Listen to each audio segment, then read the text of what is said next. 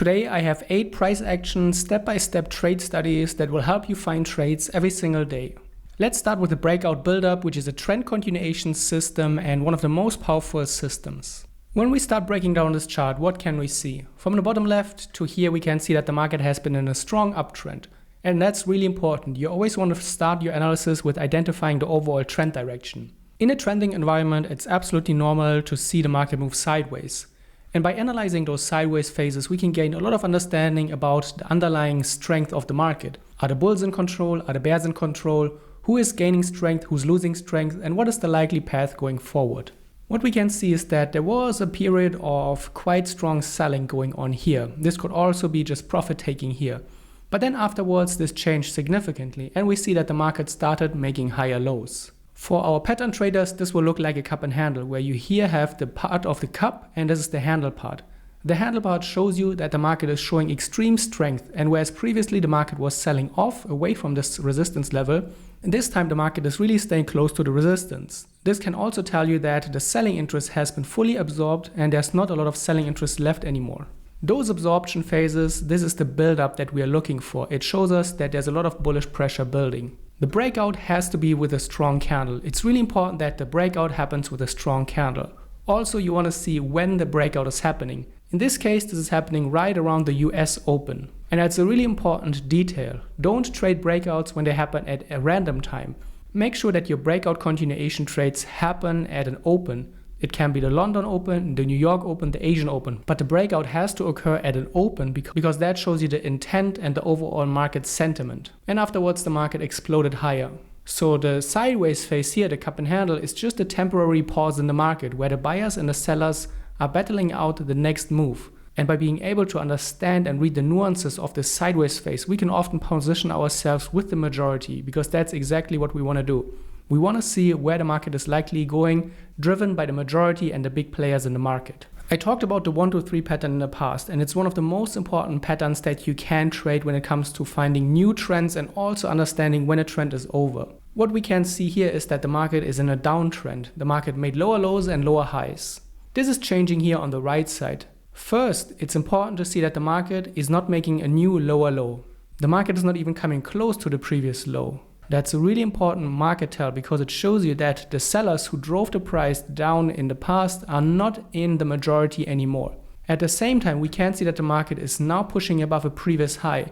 This shows us that the sellers were not able to defend the previous resistance area. Those two confluence factors together show you a significant shift in the underlying trend dynamic. For the 1, 2, 3 pattern, you're looking for fair value gaps. You can also look for supply and demand areas at the breakout sequence. So this is the point 1, this is the point 2, and this is the point 3 in our 1, 2, 3 pattern. Here we have a fair value gap that the market is retesting, and once again the market is making a higher low. That's the second higher low now in this market turn. One of the most important things when you are looking for a point 3 in the 1, 2, 3 pattern is that you're looking for a strong impulse in the market. You want to really see that the point 3 is confirmed with a strong bullish push. This confirms the overall trend change in a very meaningful and significant way. 1, 2, 3 traders are looking for trade entries here on this strong push. Again, you can use time as another confluence factor. You want to see that the momentum push at point 3 is happening at a significant time. It can be the London Open, the New York Open, the Asian Open. But a time confluence can be another very important confluence in your criteria list. And afterwards the uptrend unfolded, the market retested previous highs, and the uptrend was really started here on the 1, 2, 3 pattern. One very important thing to note is when you're trading reversals is that you're not trying to catch the absolute bottom of a trend. You have to wait for clear signs that the powers are really shifting, and that's one of the main issues that traders have is when they think about reversal trading. It's not about calling the absolute top, it's not about calling the absolute bottom. You really want to wait for a price confirmation that the trend dynamics are changing, and that's where you then find the more safer part of the new trend that is occurring later on. We will get back to the video in a moment, but I want to show you my new trading program where I've packed my 16 years of trading experience in just a few hours. In the trading program, you'll get a brand new trading course with over 80 videos, and I have included ready-to-use trading strategies with rules for entries and exits. You'll learn about risk management, psychology, and so much more. There's also mentoring included, and you can reach out to me 7 days a week in our private community. I'm always there to help. And if you have any questions about your trading, you want to get my advice on a chart, you can reach out to me and you will always be able to interact with me directly. There are regular live webinars taking place and you will become part of a lively community with traders from all around the world. We have had great feedback from our community and from our users. And the Tradecademy is the program I wish I had when I started trading 16 years ago. I am your mentor. I'm not using other teachers. I'm not using other mentors. You're always interacting with me directly and you can reach out to me 7 days a week. The program works for day trading, swing trading, and basically all the time frames. Make sure to check the link in the video description to find out more about the Tradecademy. There's also a discount code waiting, so if you want to join now, use the discount code provided in the link and you will be able to save on your subscription. I look forward to welcoming you in our Tradecademy. And now back to the video. Let's look at a more complex trend continuation signal. The market is in a downtrend, we have our accumulation, the market breaks out and has retests, the uptrend is started here. When you're missing the first uptrend move, instead of just chasing the market at a random price point, wait for the market to give you a new corrective phase. At one point, the initial trend wave is going to stop and we have to evaluate this correction period. How strong is it? Is there still a lot of buying interest? And how does the market transition to the next phase? What you can also do is add a moving average. For example, I added the 20 period SMA, and very often you will see that those pullbacks are reaching the 20 SMA. You don't want to see that the market is significantly breaking and violating the SMA, but a move around the SMA is a good sign. Then the market is breaking out of the structure. The market is breaking out of a trend line, but in my trading I don't like to use trend lines. What I prefer is horizontal levels. They are a little bit more objective. And we're waiting for the market to make a new higher high point. We can also add a pivot point. This is the daily pivot point indicator. You can very nicely see that the market retested the pivot point and also that the pivot points still keep moving higher. I made separate videos on my YouTube channel about pivot points and you can check them out as well. The next trend wave here out of the breakout was not very strong. The market did move a little bit higher, but immediately entered the next correction phase. That's totally normal and we have to keep observing this corrective phase to evaluate, is the bullishness going to continue or do we see more signs of bearishness? This was the second corrective phase. The market retested the pivot. It didn't break the moving average at all.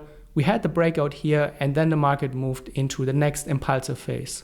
Next, let's talk about the triple tap and we're going to look at it as a retest pattern.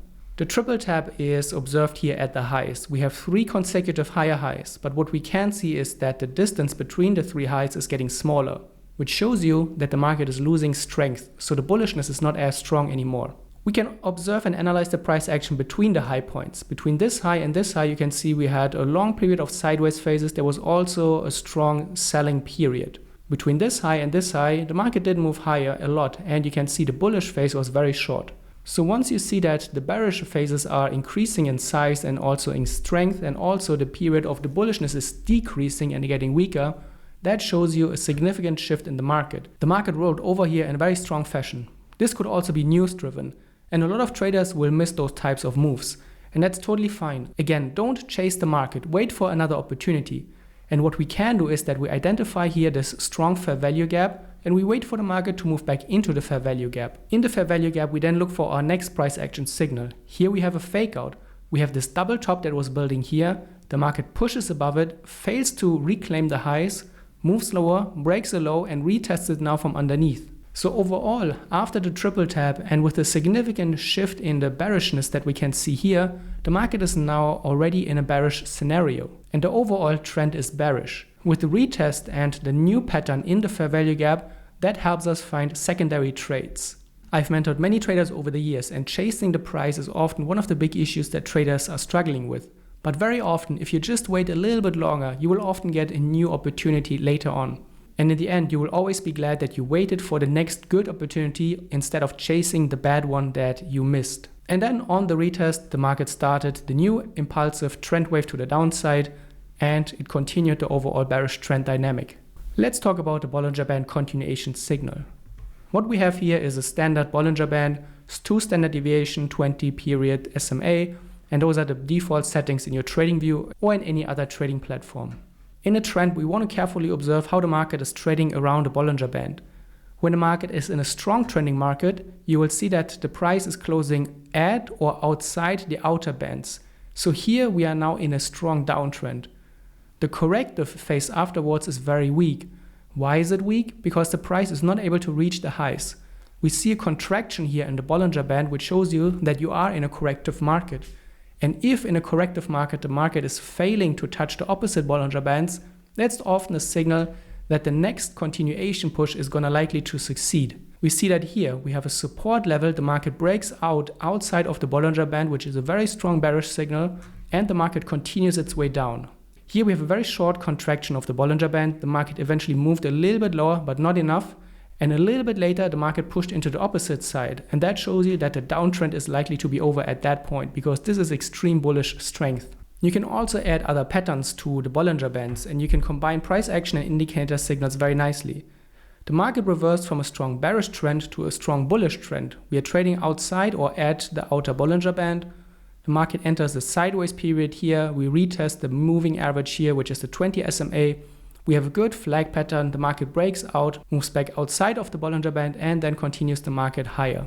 And then we are now in another contraction period. The Bollinger Bands are coming close together, which shows you that the market is in a sideways period. Now it's about evaluating what the market is going to do next. Is the market pushing higher, continuing the uptrend, or is the market reversing and pushing into a new downtrend? Let's talk about fake out reversals. Fake outs are really popular, and I also like to trade them myself. I have added the 50 period EMA, which is a great indicator for trend trading. The market is in a clear downtrend, trading well below the moving average. The market is making lower highs and lower lows. This is kind of changing here. We see the first signal that the bearish trend might not be as strong as it seems at first glance. The market breaks below the previous lowest low and is immediately rejected. When you see immediate and strong rejections at a previous low point, that can often be a hint that the trend is not as strong anymore. Especially when we're looking at a mature trend where we have had multiple trend continuation waves into the trend direction. The longer a trend goes, the higher the likelihood that eventually you're going to see a reversal. However, we still need to wait for the market to break the moving average and also to change the trend structure.